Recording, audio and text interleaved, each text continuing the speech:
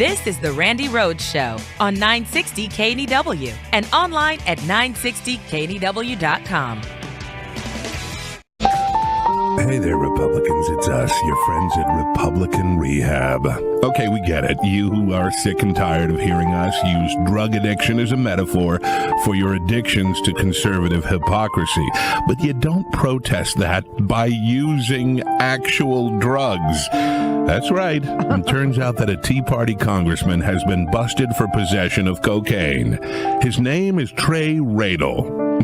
There's your problem right there. Come on. Trey Radel isn't the name of a congressman. I mean, that's the name of a guy who drives an Econoline van with a painting of a Viking woman holding a wolf on a leash.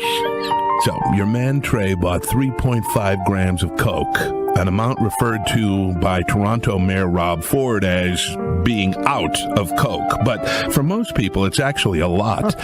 Not enough to get through a congressional recess, mind you, but those are pretty long. Did Radel do cocaine while he was attending sessions of Congress?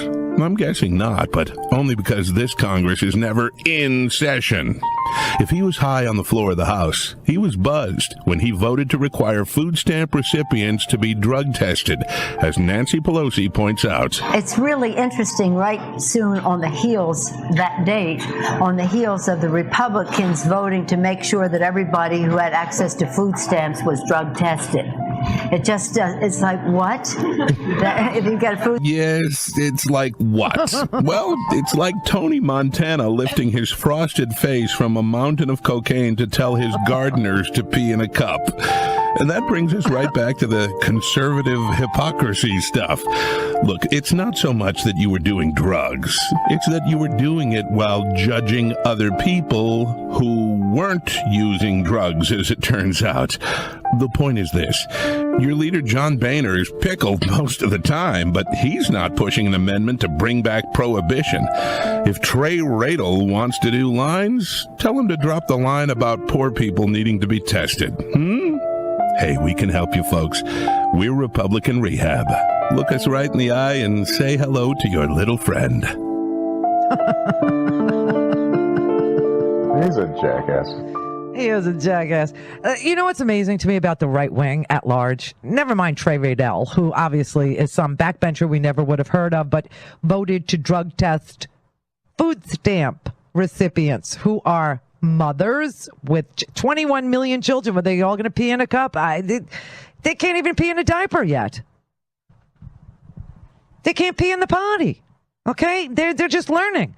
But he wanted to drug test 21 million kids, 900,000 veterans, senior citizens and disabled people, because those are the people that make up the food stamp beneficiary list. So he wanted to do that while he was on the drugs.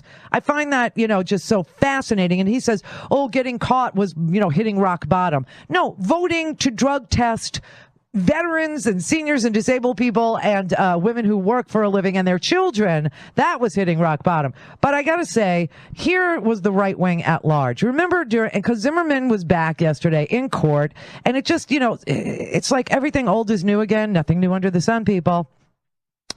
But remember when they found trace amounts of the marijuana in Trayvon Martin? Remember that? And the right wing had decided that that was enough for Trayvon Martin to need to die. That was enough.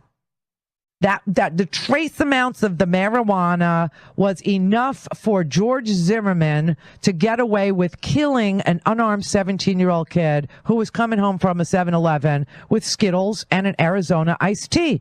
Because he had trace amounts of marijuana in his bloodstream, then everybody on the right wing was very comfortable with their decision to condemn Trayvon Martin to death.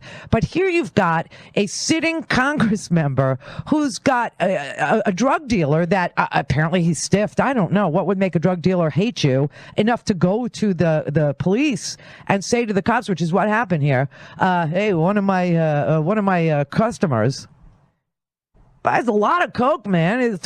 He buys like 3 grams at a time. This guy is not like a dabbler, okay? This wasn't like one time for some party or something. It wasn't like he went to Wall Street and didn't want to come empty-handed.